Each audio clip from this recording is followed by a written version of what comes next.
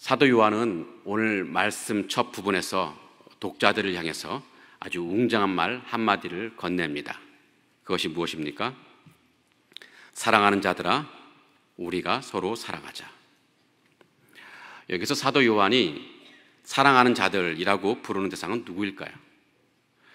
사랑하는 자들아, 이 말은 오늘날 무슨 말과 같으냐 하면 사랑하는 성도 여러분과 비슷한 말입니다. 이 대체로 누가 누구에게 하는 말이죠? 대체로 이 목회자가 성도님들에게 하는 말씀입니다. 실제로 요한은 인생 후반부에 에베소 교회에서 목회를 했는데요, 이 편지는 목회자 요한이 자신이 목회하던 에베소 교회 성도들에게 보낸 편지입니다. 목회자 요한은 성도들을 향하여서 권면의 말을 전합니다. 우리가 서로 사랑하자. 요한의 권면의 말씀 그 자체는 참 아름답고 은혜로운 말로 들립니다. 사랑이라는 말보다 더 아름답고 고귀한 말은 세상에 별로 없을 것 같습니다. 자, 그런데 요한은 왜 이런 권면을 성도들에게 하고 있는 걸까요? 만약 교회 성도들 사이에서 관계가 좋고 사랑이 넘친다면 요한은 과연 이런 권면의 말을 했을까요? 그렇지 않았을 것 같습니다. 여러 정황을 고려해 볼 때 아마도 지금 에베소 교회 성도들 사이에서 관계에 문제가 생긴 것 같습니다. 성도들 사이에서 문제가 생겨서 사랑은 고사하고 갈등과 아픔이 있어서 더 이상 사랑의 공동체가 아닌 것을 우리는 볼 수 있습니다. 실제로 요한계시록에도 에베소 교회가 성도들 사이에 문제가 생겼다는 것을 암시하고 있습니다. 요한계시록 2장 4절을 보면 주님께서 에베소 교회를 책망합니다. 다 같이 읽어볼까요? 그러나 너를 책망할 것이 있나니 너희 처음 사랑을 버렸느니라. 주님이 에베소 교회를 책망하는 이유는 에베소 교회가 처음 사랑을 잃어버렸기 때문이라고 말합니다. 여기서 처음 사랑은 그리스도에 대한 사랑도 의미할 수 있지만 성도들 사이에서 사랑도 포함될 수 있습니다. 처음 교회가 생겼을 때는 그리스도에 대한 사랑도 풍성하고 또 성도들 사이에서 사랑이 넘쳐서 함께 기쁨을 누리던 교회였습니다. 그런데 어느 날부터 그 사랑이 점차 식어지고 말았습니다. 갈등이 생겨나고 말았습니다. 사랑이 식어진 교회를 보고 있는 목회자 요한은 안타까운 마음으로 성도들에게 권면합니다. 사랑하는 자들아, 우리가 서로 사랑하자. 이 말 자체는 참 아름답고 은혜롭지만 실상 이 말에는 안타까움이 배어 있습니다. 오늘 말씀에서 요한은 교회 성도들이 왜 서로 사랑을 해야 하는지를 설명하고 성도들 간에 사랑이 충만할 때 어떤 일이 있는지를 또 우리에게 말씀을 통해 전해주고 있습니다. 사도 요한은 교회 성도들을 향해 서로 사랑하라고 권면하면서 서로 사랑해야 할 이유를 우리에게 말해줍니다. 7절과 8절을 다시 한번 읽어보겠습니다. 사랑하는 자들아, 우리가 서로 사랑하자. 사랑은 하나님께 속한 것이니 사랑하는 자마다 하나님으로부터 나서 하나님을 알고 사랑하지 아니하는 자는 하나님을 알지 못하나니 이는 하나님은 사랑이심이라. 자, 한글 성경에는 없지만 원어에는 사랑하는 자들아, 우리가 서로 사랑하자, 바로 뒤에 왜냐하면이라는 말이 있습니다. 그러니까 사도 요한은 우리가 서로 사랑하자 이렇게 말하면서 우리가 서로 사랑해야 될 이유를 우리들에게 밝혀 보여주고 있습니다. 그렇다면 우리가 사랑해야 할 이유는 무엇이겠습니까? 우리가 사랑해야 할 이유는 하나님은 사랑이시기 때문이라고 말합니다. 사도 요한은 하나님은 곧 사랑이시기 때문에 우리도 사랑해야 한다고 이렇게 말하고 있습니다. 자, 하나님은 사랑이시라. 이것의 의미는 하나님의 이름이 사랑이라는 것은 아닙니다. 제가 아는 어떤 자매 가운데 이름이 사랑이라는 이름이 있는 분이 있습니다. 그 자매의 경우 사람들에게 자기소개할 때 굉장히 당혹스러울 때가 있을 것 같습니다. 뭐라고 소개할까요? 저는 사랑입니다. 아마 그 자매의 이름을 모르고 처음 소개받는 사람은 좀 당황스러울 것 같습니다. 저는 사랑입니다 라는 말을 들었을 때, 여하튼 그때는 이름이 사랑 맞습니다. 하지만 하나님은 사랑이시라 할 때 그 사랑은 이름이 아니라 성품을 말하는 것입니다. 하나님의 대표적인 성품이 사랑이라는 것입니다. 하나님 하면 떠오르는 것이 사랑이라는 것입니다. 자, 그렇다면 하나님은 사랑이시라고 말할 수 있는 근거가 있을까요? 있다면 무엇일까요? 사도 요한은 그 근거를 9절에서 말씀하고 있습니다. 9절입니다. 하나님의 사랑이 우리에게 나타난 바 되었으니 하나님이 자기의 독생자를 세상에 보내심은 그로 말미암아 우리를 살리려 하심이라. 하나님이 사랑이시라고 말할 수 있는 것은 하나님이 우리를 사랑하셨기 때문이라고 말합니다. 하나님의 사랑이 우리에게 나타나신 바 되었다고 하는 것은 하나님이 우리를 사랑하셨다는 것을 의미합니다. 그런데 하나님은 우리를 어떻게 사랑하셨을까요? 또 이어서 10절에서 하나님이 우리를 어떻게 사랑하셨는지를 보여주고 있습니다. 자, 10절 다 같이 읽어보겠습니다. 사랑은 여기 있으니 우리가 하나님을 사랑한 것이 아니요 하나님이 우리를 사랑하사 우리 죄를 속하기 위하여 화목 제물로 그 아들을 보내셨습니다. 아멘. 하나님이 우리를 어떻게 사랑하셨느냐 하면은, 첫 번째로는 자신의 아들을 희생하면서까지 우리를 사랑하셨다고 말하고 있습니다. 우리는 우리의 죄로 인해서 우리가 영원한 지옥불에서 형벌을 받으며 고통을 당해야 했지만, 그런 우리를 살리시기 위해서 하나님은 자신의 아들을 화목 제물로 삼으셨다는 것입니다. 말하자면 그 사랑은 희생이 있는 사랑입니다. 그것도 작은 희생이 아니라 엄청나게 큰 사랑입니다. 생명보다 귀한 것은 없습니다.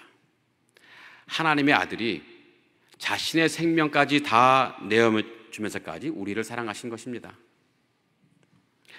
자, 또 하나님이 우리를 어떻게 사랑하셨습니까? 두 번째로는 우리가 하나님을 사랑하지 않는데도 하나님은 우리를 사랑해 주셨습니다. 말하자면 조건 없는 사랑을 하나님은 우리에게 보여주신 것입니다. 인간이 과거에 하나님을 사랑하기는커녕 하나님을 떠나서 죄 가운데 거하는데도 하나님은 인간을 사랑해 주셨습니다. 또 미래에 우리가 하나님을 실망시킬 수 있다는 것을 뻔히 아시면서도 하나님은 우리 인간을 사랑해 주셨습니다. 하나님은 우리의 이런저런 그런 여러 가지 조건들을 감안해서 우리를 사랑하신 것이 아니라 아무런 조건 없이 그냥 일방적으로 우리를 사랑해 주셨습니다.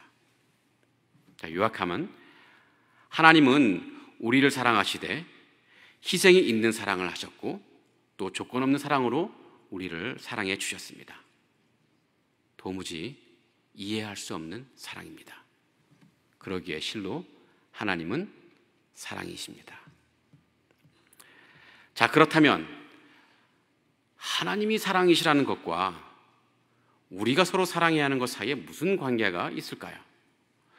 사도 요한은 하나님이 사랑이시기 때문에 우리가 서로 사랑해야 한다고 하는데, 하나님의 사랑이셔서 우리에게 사랑을 베푸신 것은 참 고마운 일인데, 그렇다고 그것이 우리가 서로 사랑해야 할 이유가 됩니까? 네, 사랑해야 할 충분한 이유가 됩니다. 왜 충분한 이유가 되느냐 하면 우리는 하나님의 자녀이기 때문입니다. 우리가 하나님의 자녀이기 때문에 사랑이신 하나님을 닮아야 합니다. 하나님을 닮아서 우리도 마땅히 사랑하는 사람이 되어야 합니다. 7절을 다시 한번 살펴보겠습니다. 7절. 사랑하는 자들아, 우리가 서로 사랑하자. 사랑은 하나님께 속한 것이니 사랑하는 자마다 하나님으로부터 나서 하나님을 알고, 뒤에 마지막이 중요합니다. 하나님으로부터 나서 하나님을 알고. 여기서 하나님으로부터 나서라는 말과 하나님을 알고라는 말은 이 부모와 자식 사이의 관계를 나타내는 말입니다. 하나님으로부터 나서는 하나님에게서 태어났다는 것입니다. 육신의 자녀가 부모에게서 태어난 것처럼 영혼이 하나님에게서 태어났다는 것입니다. 또 하나님을 알고라는 말은 이 하나님과 우리가 이 부모 자식 간의 관계를 맺고 성장했다는 것을 의미합니다. 부모가 자녀를 양육하고 또 자녀는 부모에게서 양육을 받으며 자라는 것처럼 하나님으로부터 영적인 양육을 받고 자라나는 것을 의미합니다. 그러니 하나님으로부터 난 사람, 하나님을 아는 사람, 이 사람은 곧 하나님의 자녀를 가리키는 말입니다.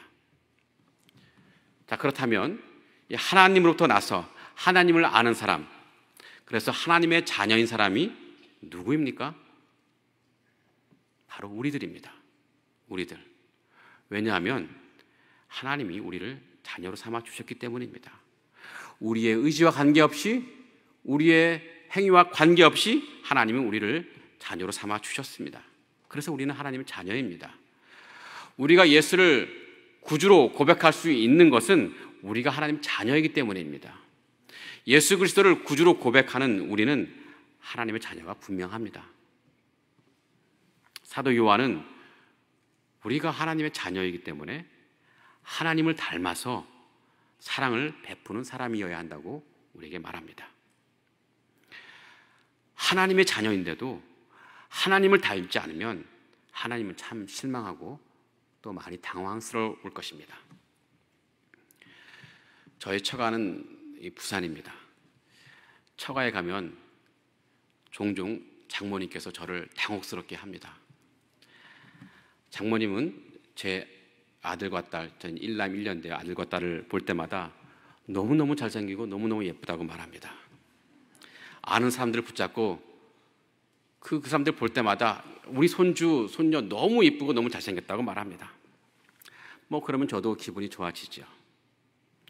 하지만 우리 장모님은 1절로 끝나는 법이 없습니다. 꼭 2절까지 갑니다. 그 2절에서 제 마음이 상해버려요. 2절은 그런데 어떻게 우리 사위에게서 이런 아이들이 나올 수 있을까? 사위를 보면 도무지 이런 아이들이 나올 수 없는데 참 신기한 일이네. 말하자면 저를 닮지 않았다는 것이고, 저를 닮았으면 저리도 예쁘거나 잘생기지 않았다는 말이었습니다. 그 말을 들을 때마다 제 마음이 많이 상해버립니다. 두 가지 면에서 마음이 상합니다. 자, 첫째는 저를 안 닮았다는 것에서 마음이 상하고, 두 번째는 저를 안 닮았는데 예쁘고 잘생겼다는 것에 마음이 상합니다. 어느 것이 더 제 마음을 상하게 하는지는 잘 모르겠지만 자녀라면 무조건 부모를 닮아야 할 의무가 있습니다. 안 닮았으면 성형수술을 해서라도 닮아야 합니다. 그래야 부모 마음이 안 상합니다. 자녀가 부모를 닮을 때, 특히 좋은 것을 닮을 때 부모는 그렇게 좋을 수가 없습니다.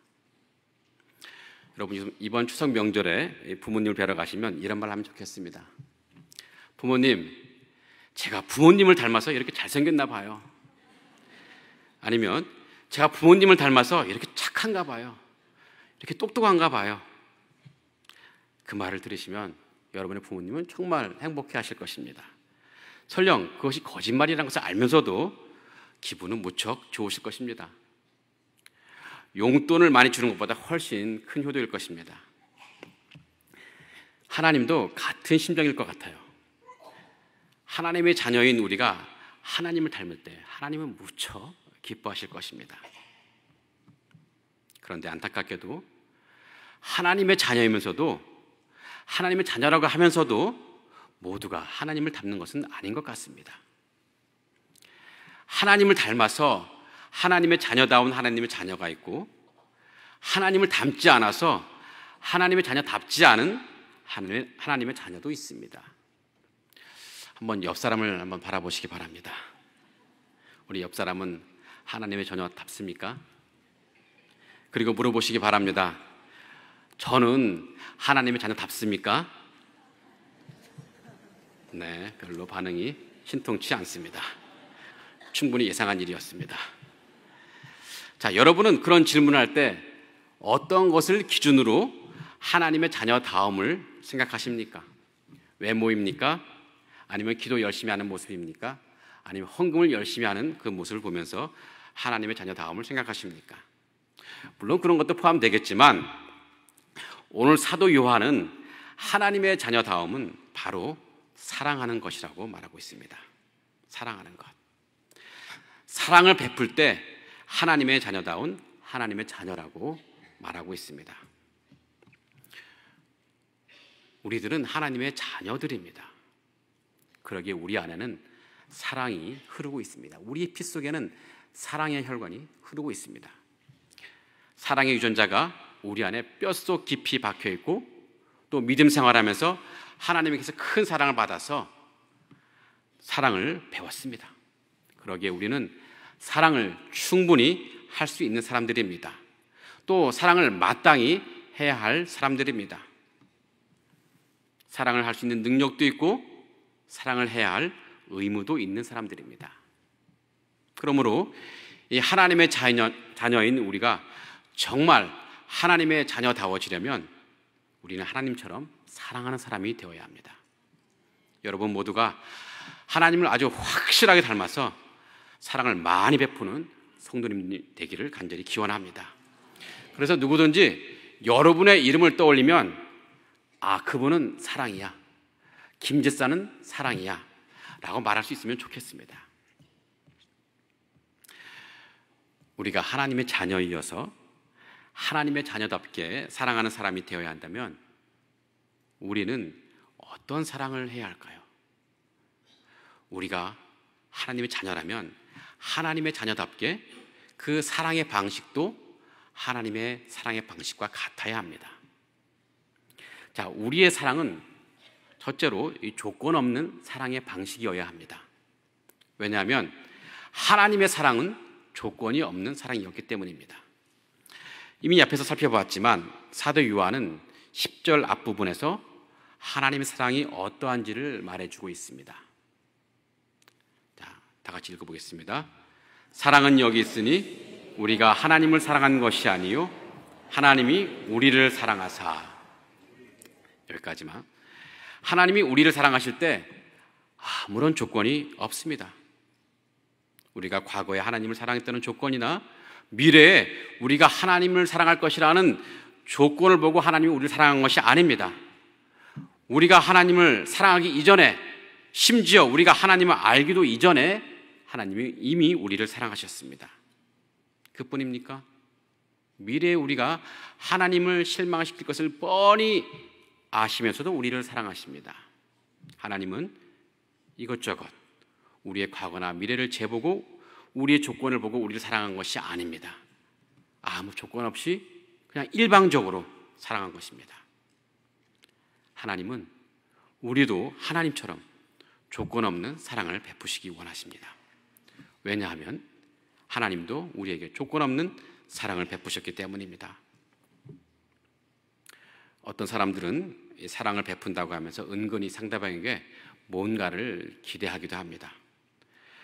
무엇인가를 기대하면서 사랑하는 것은 하나님의 사랑을 닮은 사랑이 아닙니다.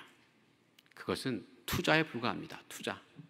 나중에 거둘 수 있다는 기대를 가지고 하는 사랑입니다. 또 어떤 사람들은 내가 사랑을 받은 후에 그 대가로 사랑을 하거나 아니면 내가 받은 사랑만큼만 사랑을 합니다. 그런 사랑 역시 하나님의 사랑을 닮은 사랑은 아닙니다. 그냥 빚을 갚는 것뿐입니다. 대가를 기대하지 않는 사랑, 나에게 아무런 유익을 주지 않아도 변함없이 사랑할 수 있는 사랑, 심지어 원수마저도 사랑할 수 있는 사랑, 그것이 조건 없는 사랑입니다. 내게 돌아오는 것이 아무것도 없어도 그저 상대방이 잘 되고 회복되고 행복해지는 것으로 만족할 수 있는 사랑, 그것이 조건 없는 사랑입니다. 하나님의 사랑은 이런 조건 없는 사랑입니다. 우리도 하나님을 닮아서 조건을 따지지 않는 사랑을 하면 좋겠습니다. 누군가에게 사랑을 베풀 때 이것저것 따지지 않고 사랑을 베풀면 좋겠습니다. 특별히 우리 교회 안에서 형제 자매에게 사랑을 베풀 때 더욱 그러하면 좋겠습니다. 그 사람이 나중에 갚을 능력이 없다고 해도, 설령 그 사람이 갚을 의지가 없다고 해도 그냥 사랑을 베풀 수 있으면 좋겠습니다. 심지어 그 사람이 나를 오해하고 나를 미워한다고 할지라도 그 사람에게 사랑을 베풀면 좋겠습니다. 왜냐하면 우리가 그런 사랑을 하나님으로부터 받았기 때문입니다. 자, 우리가 베풀어야 할 사랑의 방식 두 번째는 희생을 감수하는 사랑이어야 합니다. 하나님의 자녀다운 사랑은 희생을 감수하는 사랑입니다. 왜냐하면 하나님은 우리에게 희생의 사랑을 베풀어 주셨기 때문입니다. 오늘 말씀 10절 다시 한번 읽어보면, 사랑은 여기 있으니 우리가 하나님을 사랑한 것이 아니요 하나님이 우리를 사랑하사 우리 죄를 속하기 위하여 화목제물로 그 아들을 보내셨습니다. 하나님의 사랑은 자신을 희생하는 사랑이었습니다. 아들을 화목제물로 보내셨다는 것은 그 아들을 희생한다는 것입니다. 하나님의 아들은 하나님 그 자신이니 하나님이 자신을 희생한 것입니다. 자신을 희생하시면서까지 우리를 사랑하신 것입니다. 그러니 우리가 하나님의 자녀라면 하나님의 자녀답게 사랑을 베풀 때도 희생을 할 수 있어야 하는 것입니다. 물론 그렇다고 아무 의미 없이 또 쓸데없이 희생을 하라는 것은 아닙니다. 희생을 감수해야 할 때 뒤로 물러서지 말라는 것입니다. 어떤 사람들은 사랑을 한다고 하면서도 선을 그어놓고 사랑을 베풉니다. 그 선이 무엇이냐면 내가 손해보지 않는 선입니다. 내가 손해보지 않는 범위 안에서, 내가 희생하지 않는 범위 내에서만 사랑하겠다는 것입니다. 그래서 내가 아무리 열심히 사랑을 베풀다가도 어느 순간 딱 손해보는 그 상황이 생기면 딱 그 사랑을 중단합니다. 그것은 하나님의 자녀다운 사랑이 아닙니다. 아니, 하나님의 자녀다운 사랑을 말하기 이전에 그것은 사랑이 아닙니다. 희생이 없다면 사랑이 아닙니다. 그저 동정일 뿐입니다. 사랑은 희생이 필요합니다. 하나님의 사랑은 희생을 감수하는 사랑입니다. 우리의 사랑도 희생을 감수하는 사랑이면 좋겠습니다. 사랑을 베풀다가 손해봐야 할 때 그런 상황이 오면 그냥 손해를 보십시오. 희생해야 할 상황이 오면 그냥 희생을 하십시오. 그래도 사실 우리는 손해가 아닙니다. 왜냐하면 하나님께서 우리를 엄청나게, 우리가 감당할 수 없을 정도로 우리를 사랑해 주셨기 때문입니다. 훨씬 큰 사랑을 우리가 받았기 때문입니다. 자, 사도 요한은 오늘 말씀을 마무리하면서 우리가 서로 사랑할 때 어떤 일이 일어나는지를 교훈하고 있습니다. 12절입니다. 12절 다 같이 한번 읽어보겠습니다. 어느 때나 하나님을 본 사람이 없으되 만일 우리가 서로 사랑하면 하나님이 우리 안에 거하시고 그의 사랑이 우리 안에 온전히 이루어지느니라. 아멘. 우리가 서로 사랑하면 하나님이 우리 안에 거하신다고 말합니다. 또 그의 사랑이 우리 안에 온전히 이루어진다고 말합니다. 이것은 곧 우리가 천국의 삶을 산다는 것을 의미합니다. 하나님이 계신 곳이 곧 천국입니다. 또한 하나님의 사랑이 온전히 이루어지는 곳이 천국입니다. 그러니 만약 하나님이 우리와 함께 계시고 그의 사랑이 우리 안에서 온전히 이루어지면 우리는 천국 한가운데 사는 것입니다. 물론 천국은 장차 우리가 죽은 뒤에 또는 예수 그리스도가 재림한 뒤에 펼쳐질 나라이지만 우리가 이 땅에서 미리 그 천국의 맛을 볼 수 있다는 것입니다. 말하자면 최고의 행복을 누리며 산다는 것입니다. 힘든 상황에서도 행복을 누릴 수 있습니다. 서로 사랑할 때 하나님은 우리에게 최고의 행복을 허락해 주신다는 것입니다. 여러분 혹시 황홀한 고백이라는 시를 아십니까? 가수 윤술이 부른 황홀한 고백이라는 노래가 아니고 수녀 이혜인이 쓴 황홀한 고백이라는 시입니다. 그 시 마지막 문구가 오래전 제 마음을 아주 뭉클하게 했습니다. 그 시의 마지막 문구는 이렇습니다. 혹시 자막이 나옵니까? 제가 한번 읽어보겠습니다. 어둠 속에서도 훤히 얼굴이 빛나고 절망 속에서도 키가 크는 한마디의 말, 얼마나 놀랍고도 황홀한 고백인가. 우리가 서로 사랑한다는 말은. 어느 한 사람이 짝사랑한다는 말은 참 가슴 아프고 슬픈 일이겠지만, 두 사람이 서로 사랑한다는 말은 놀랍고도 황홀한 고백이라고 말합니다. 왜냐하면 서로 사랑한다는 것을 확인했을 때 아무리 힘든 어둠의 시간을 지난다고 해도 훤히 얼굴이 빛날 만큼 행복하고, 아무리 절망적인 상황에서도 기쁨을 누릴 수 있기 때문일 것입니다. 연애를 안 해봤을 수녀가 어떻게 이런 기가 막힌 시어를 쓸 수 있을까? 혹시 남몰래 연애했던 것은 아닐까 하는 의심도 살짝 들기도 했습니다. 자, 서로 사랑한다는 말은 이 두 연인들 사이에서도 놀랍고도 황홀한 고백이겠지만, 꼭 연인이 아니어도 놀랍고도 황홀할 수 있습니다. 같은 공간과 같은 시간을 살아가는 공동체 사람들끼리, 특별히 또 교회 성도들끼리 서로 사랑하며 살아가는 모습은 분명히 놀랍고도 황홀한 광경입니다. 교회 성도들끼리 기쁨을 함께 나누고 또 슬픔도 함께 나누며 힘들 때 도와주고 위로하고 또 기쁠 때 진심으로 같이 기뻐하며 사는 것, 다락방이나 또 청년대학부 GBS 멤버들끼리 서로 사랑하며 믿음 생활하는 것, 참 놀랍고도 황홀한 풍경입니다. 그곳에 속한 사람들은 이미 천국을 맛보고 있는 것입니다.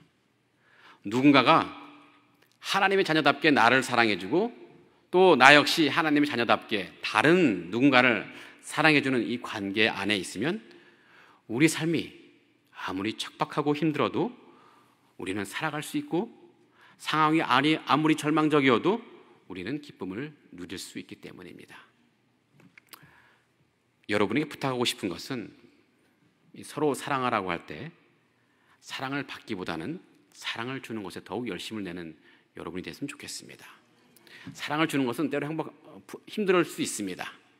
하지만 사랑을 줄 때 하나님께서 우리 안에 거하시고 우리에게 사랑을 베푸셔서 우리가 말을 할 수 없을 만큼 엄청난 큰 행복과 기쁨을 누릴 수 있을 것입니다. 자, 오늘 말씀은 사도 요한이 에베소 교회에 보낸 편지라고 했습니다. 에베소 교회는 사실 여러 가지로 어려운 형편에 있었습니다.